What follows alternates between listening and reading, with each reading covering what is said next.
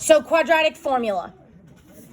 We have two things that we've got to make sure happens. The first is you have to recognize the formula. The good thing is at the 9th grade level, they're going to give you the formula on the test. So you'll pull up the reference sheet and you'll have the formula to use. But it's a good practice while you're first learning it to write it down with each problem. So here's our formula. Negative b plus or minus the square root of b squared minus 4ac over 2a. So let's talk about this formula. If I cover this up, what do you see?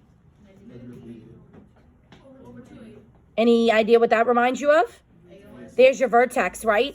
If I cover this up, where have we squared something and then subtracted a number times the a and the c? It does sound familiar because we do it every time we complete the square.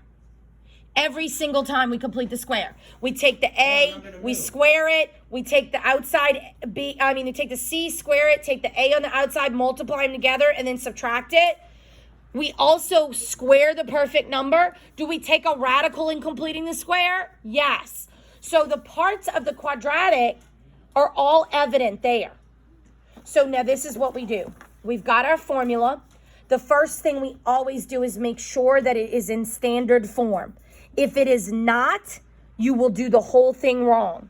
So is this in standard form? Yes. No, it's not. No, it's not. So let's put it in. X squared minus 2x minus 12. Now it's in standard. Very important that that is the first thing you check for with quadratic formula. The next thing is you list your A, your B, and your C, just like I've taught you to. So what is our A? B and C. Now, we've been practicing that for a while because when we got to this point, I wanted you to know how to pull it off easy. All right. Now we do like we do any other formula in math or geometry. We plug in for every variable. But I'm going to warn you, you have to be careful with the plug-ins with integer work. So the trick is plug it in using parentheses like I've taught you.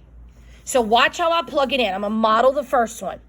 So the negative, the b gets plugged in, plus or minus, draw it. The b gets plugged in. Notice I'm still using parentheses. Now for the 4, that's okay. The 4, who are you looking for? Just looking for kids in my first block. I forgot to announce that journals are due on Monday. I mean, they've known for 8 weeks, but some of them are going to say We they get forgot on that. Monday. So I'm just trying to remind all my first block students that journals are due on Monday, y'all. Journals due Monday. 4 is multiplied. The A is multiplied. And the C is multiplied. Notice how I put them all in parentheses. All right. Then divided by 2 times 1. Everything gets put in parentheses. Everything.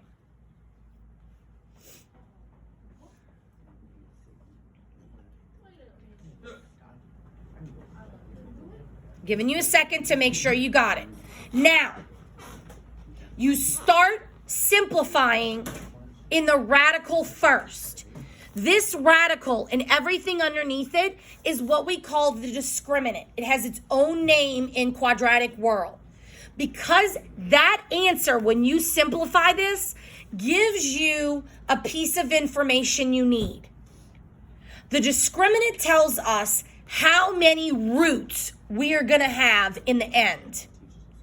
Are we going to have 2 roots, 1 root, or no root? Okay? Because remember, this solves every quadratic.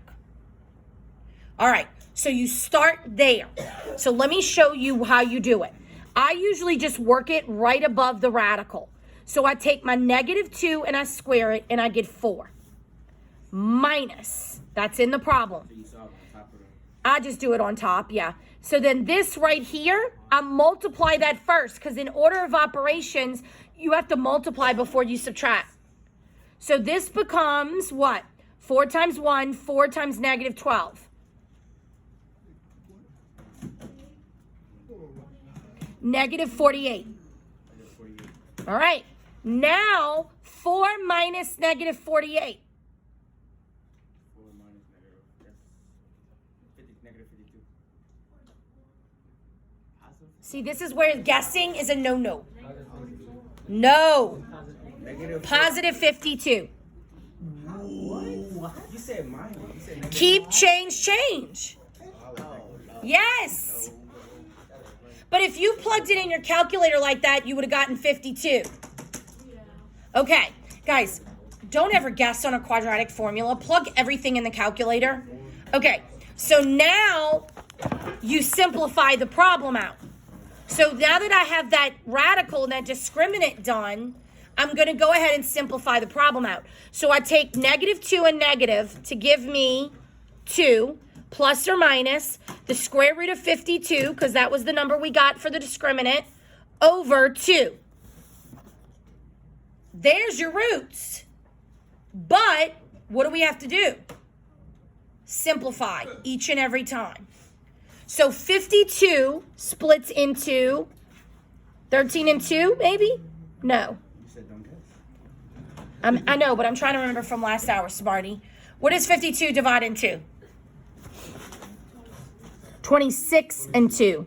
And 13 and 2. See, I was close. So the 2 comes out and the 13 stays in. So now I go back to my problem. And I rewrite it. 2 plus or minus 2 square root of 13 over 2. Is there anything else that can cancel? The 2's can cancel. Now, yesterday I showed you this. I said, okay, with radicals, this and this cancel, and so does this and this. So it is the same thing as you writing this, guys. See? You could split it. So that would tell you that this canceled and this canceled. So when you rewrite it, it would be 1 plus or minus the square root of 13. There's your roots. And you've got your answer. So the quadratic formula isn't less stuff. It still involves quite a bit. But it's very straightforward. Plug this in, plug this in, plug this in. The hardest part is making sure you don't mess up the integers. Take out a sheet of loose leaf, don't close your book.